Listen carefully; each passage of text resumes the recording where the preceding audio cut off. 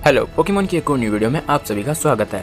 तो आज की वीडियो का टॉपिक होने वाला है road to choose the strongest Pokemon of Ash part 5 strongest feasts of Ash's Greninja.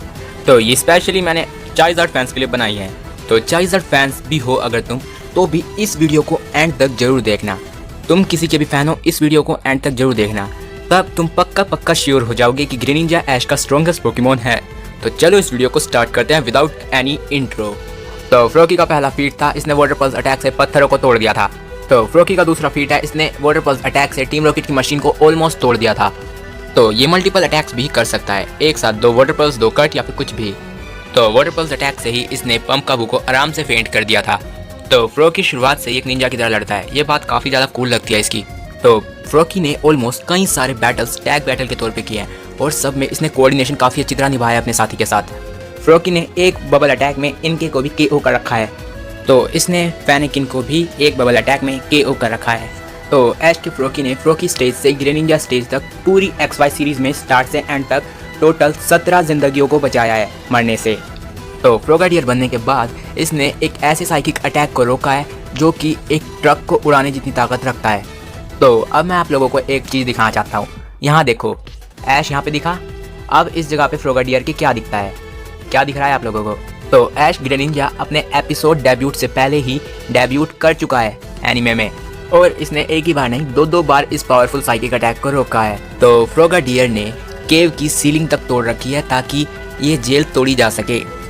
तो फ्रोगाडियर ने एक वाटर पल्स अटैक में पूरे के पूरे प्लेजिंग ट्री को हिला दिया था और टीम रॉकेट को बाहर गिरा दिया था। और प्लेजिंग ट्री पूरे कालोस रीजन का सबसे बड़ा पेड़ है और इसकी हाइट 50 मीटर से भी ज़्यादा है। ये कितना मुश्किल होगा इसे हिलाना। तो ऐश के फ्रोगाडियर ने इजीली ग्रोवाइल के बुलेट सीड अटैक को रोक लिया था। तो ऐश के फ्रोगाडियर ने आराम से फायर फैंग अटैक को भी ब्लॉक कर दिया था। तो कोई भी पोकेमॉन जिसकी स्पीड फ्रोगाडियर या ग्रेनिंजा से कम हो, वो इससे बिल्कुल नहीं जीत सकता और इसके अटैक का शिकार जरूर बन के रहेगा। तो ऐश के ग्रेनिंजा के फीट्स अब स्टार्ट हो चुके हैं। उसने जस्ट एक नॉर्मल वाटर शरीकिन में ट्रक को रोक रखा है। तो ऐश के ग्रेनिंजा ने सेप्टाइल के बुलेट सीड अटैक को भी रोक रखा है नॉर्मल वाटर शरीकिन से। इसने डबल अटैक को भी रोक रखा है। तो ऐश के ग्रेनिंजा ने डियांता की गार्डेवोर को, जिसकी स्पीड अभी जो आई कार्ड फ्लैश हुआ है उसमें मैं बता चुका हूँ, 7330 किलोमीटर पर आवर, यानी कि ऑलमोस्ट फ्लिकर जितनी स्पीड, उतनी फास्ट स्पीड में उसके ऊपर अटैक हिट कर रखा है। तो ऐश के ग्रेनिंजा ने चैंपियन डियांता के शैडो बॉल अटैक को रोक रखा है, वो भी एक नहीं 2 बार। और अब तुम सोच रहे होगे कि डियांता के शैडो बॉल में ऐसी है क्या खास बात, तो मैं तुम्हें बता देता हूँ। जिन डार्क वाइन्स को स्टीवन का मेटाग्रोस, सरीना की ब्रेक्सन और मेगा गार्ड चॉम्प मिलकर भी कुछ डैमेज नहीं पहुँचा पाए थे, उस डार्क वाइन्स को इसने जस्ट एक शैडो बॉल अटैक में चित कर दिया था। वो भी एक बार नहीं 2 बार। 2 बार इसने डार्क वाइन्स को तोड़ दिया बस एक शैडो बॉल अटैक में। और डार्क वाइन्स कितनी ज़्यादा पावरफुल थी तुम देख सकते हो इसे।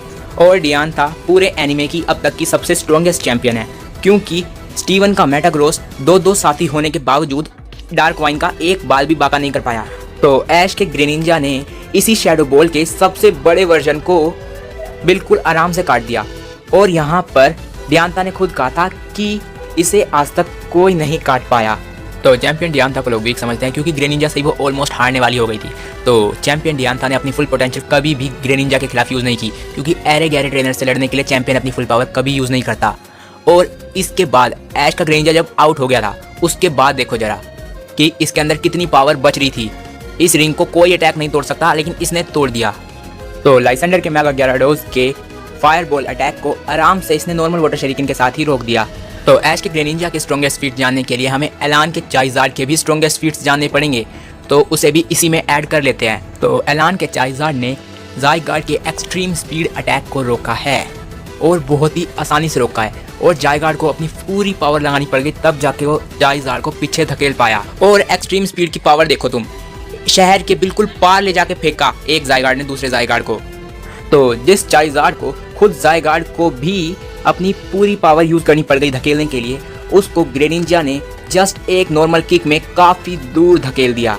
तो एलान के चाइजार्ड ने अपनी नॉर्मल फॉर्म में ही ज़ाइगार्ड को अपने फ्लेम थ्रोवर से काफ़ी ज़्यादा डैमेज दे दिया और यहाँ तक वो गिर गया था इसके फ्लेम थ्रोवर से। और मेगा इवोल्व होने के बाद एलान के चाइजार्ड का फ्लेम थ्रोवर इतना पावरफुल हो जाता है कि वो कम से कम भी 500 मीटर के डिस्टेंस तक शूट कर सकता है अपने फ्लेम थ्रोवर को। तो जिस फ्लेम थ्रोवर को ज़ायगार्ड तक नहीं सह सका, उसके मेगा इवॉल्व वर्जन को इसने बस 1 फुट दूर से सहा है। तो और उसके बाद भी बिल्कुल प्रॉब्लम नहीं हुई, और इसने नॉर्मल फ्लेम थ्रोवर को भी बहुत आसानी से सह रखा है। और लास्ट में तो इस फ्लेम थ्रोवर को इसने बिल्कुल यूजलेस ही बना दिया अपने ऊपर, बिल्कुल काम नहीं करा इसके ऊपर कोई भी फ्लेम थ्रोवर। तो चाइज़ार्ड का ड्रैगन क्लो कितना स्ट्रॉन्ग है ऐलान किए तुम देख सकते हो। ज़ायगार्ड तक इसको नहीं सह पा रहा था ठीक से, और इसने मेगा इवॉल्व होने के बाद अपने ड्रैगन क्लो के एक अटैक से 500 मीटर तक का एरिया फाड़ के रख दिया। तो जो ड्रैगन क्लो सबकी ऐसी तैसी कर चुका था, उस ड्रैगन क्लो को आराम से रोक लिया ऐश ग्रेनिंजा ने बिल्कुल इजीली। और ज़ायगार्ड को चाइज़ार्ड को पुश करने में बहुत मुश्किल हुई थी, लेकिन ग्रेनिंजा ने आराम से इसे पुश कर दिया, यहाँ तक कि गिरा भी दिया। तो ऐलान का चाइज़ार्ड 50% फॉर्म के ज़ायगार्ड की आराम से सह चुका है लैंड्स ब्रेथ अटैक, जो कि 50% फॉर्म का सबसे पावरफुल अटैक है, और इसने इजीली सह लिया। इसके ऊपर सुपर इफेक्टिव था तब भी। और इस लैंड्स ब्रेथ अटैक को कमजोर समझने की जरूरत मत करना, क्योंकि इसी अटैक से ज़ायगार्ड पूरे के पूरे एक किंगडम को उखाड़ चुका है, पूरे के पूरे एक किंगडम को। तो इतने पावरफुल अटैक को आराम से सह लिया ऐलान के चाइज़ार्ड ने, लेकिन इस सीन में वो पूरी तरह से डर चुका है, और यहाँ पर उसने अपना पावरफुल मूव, सबसे powerful move blast burn use कर दिया, यहाँ तक कि उसने ज़ायगार्ड के खिलाफ भी यूज़ नहीं किया था। तो ज़ायगार्ड को अटैक पावर में भी ओवर पावर कर चुका है ये ग्रेनिंजा। तो ऐश के ग्रेनिंजा ने सबसे स्ट्रॉन्गेस्ट ग्रास टाइप अटैक को आराम से काट दिया, और चाइज़ार्ड के फ्लेम थ्रोवर से तो ऐसे बच गया जैसे कि कुछ फर्क ही नहीं पड़ता इसे। और इसने 90 किलो के चाइज़ार्ड को एक कट अटैक में 6 मीटर दूर पहुंचा दिया, और इसकी स्पीड तुम देख सकते हो। चाइज़ार्ड को पता भी नहीं चला कि वो वहाँ कब पहुँच गया। तो कौन सा पोकेमोन इसके खिलाफ लड़ सके।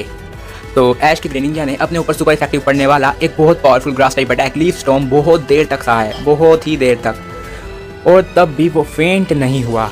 तो इसे ड्यूरेबिलिटी कहोगे या क्या कह सकते हो तुम। और ग्रेनिंजा ने एरो ड्रिल लीफ स्टॉर्म भी बहुत आसानी से सहा है, वो भी एक बार नहीं 2 बार।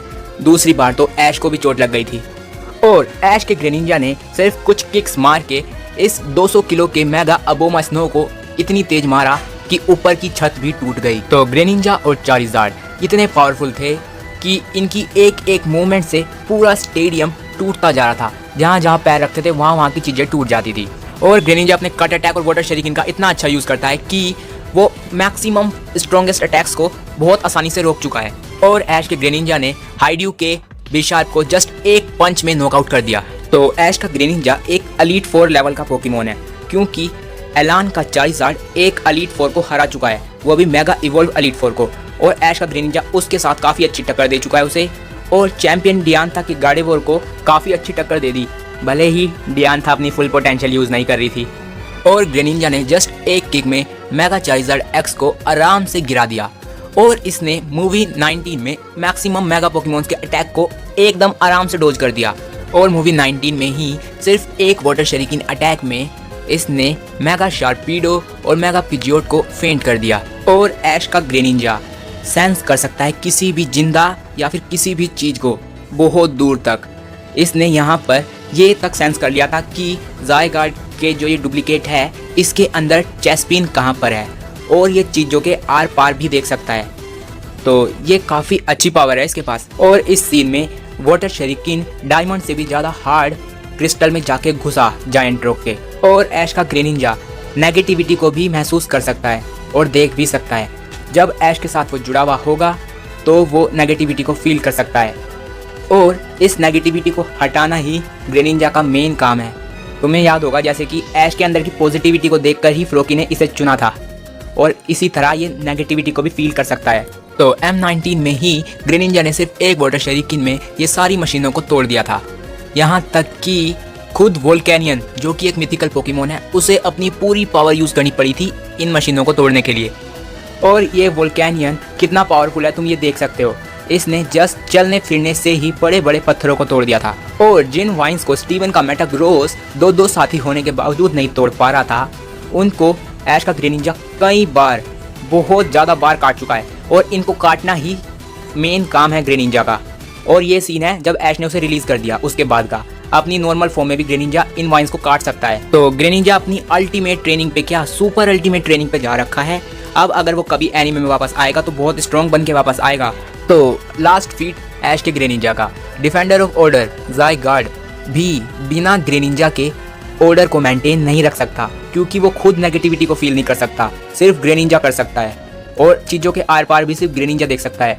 तो उसको ग्रेनिंजा की ज़रूरत है। तो अब है लास्ट क्वेश्चन कि ऐश ने ग्रेनिंजा को रिलीज़ क्यों किया। तो इसका आंसर है ये अगर ऐश के पास रहता तो ऐश एक बहुत ओवर पावर ट्रेनर बन जाता और ऐश के पास इतना स्ट्रॉन्ग पोकेमॉन नहीं रहने दे सकते, इसलिए इसे रिलीज़ कर दिया गया ताकि ऐश के जो अब नए पोकेमॉन आने वाले हैं उन पर पूरा फोकस हो। तो फाइनली डिक्लेरेशन टाइम। तो नॉर्मल फॉर्म में ग्रेनिंजा उतना स्ट्रॉन्ग नहीं है, इसकी ड्यूरेबिलिटी अच्छी है, इसकी स्ट्रेंथ 200 किलो ही है, तो ये काफ़ी अच्छा पोकेमॉन है नॉर्मल फॉर्म में भी। लेकिन ऐश ग्रेनिंजा बनने के बाद ये काफ़ी ज़्यादा ओवर पावर्ड हो जाता है और उस टाइम पे तो इसने ऐश ग्रेनिंजा बनने के बाद ज़ायगार्ड की ड्यूरेबिलिटी को, उसकी स्ट्रेंथ को और यहाँ तक कि इसने ज़ायगार्ड की अटैक पावर को भी ओवर पावर कर दिया। तो अब है लास्टली डिक्लेयर करने का टाइम। तो ऐश का ग्रेनिंजा पूरे पोकेमॉन एनिमे की हिस्ट्री में सबसे पावरफुल अटैक पावर वाला पोकेमॉन है। इससे ज़्यादा पावरफुल अटैक्स किसी भी पोकेमॉन के नहीं है पूरे एनिमे हिस्ट्री में। और यहाँ पे मैंने सिर्फ और सिर्फ नॉन लेजेंडरी पोकेमॉन्स की बात की है, सिर्फ उनमें। और विदाउट एनी डाउट ग्रेनिंजा ऐश का स्ट्रॉन्गेस्ट पोकेमॉन है अभी तक, और फ्यूचर में शायद कोई इसे एलिमिनेट कर पाए इस जगह से, लेकिन अभी तक तो इसे कोई एलिमिनेट नहीं कर सकता। और ऐश के पास अभी भी ग्रेनिंजा का पोकेबॉल है, हो सकता है कि वो फ्यूचर में वापस आए। और अब तो उसके पास बहुत ज़्यादा तगड़ी ट्रेनिंग होने वाली है, अब वो किसी को नहीं बख्शने वाला अपने सामने आने वाले। और अब कमेंट में ये मत भरने लगना कि मैं चाइज़ार्ड हेटर हूँ या ग्रेनिंजा लवर हूँ, मैं इनमें से कुछ नहीं हूँ। लेकिन तुम लोग अंधे जरूर हो क्योंकि तुम लोगों को दिखाई नहीं देती ग्रेनिंजा की पावर। तो ये वीडियो ख़त्म हो चुकी है, मिलेंगे अगली वीडियो में, जब तक के लिए बाय बाय।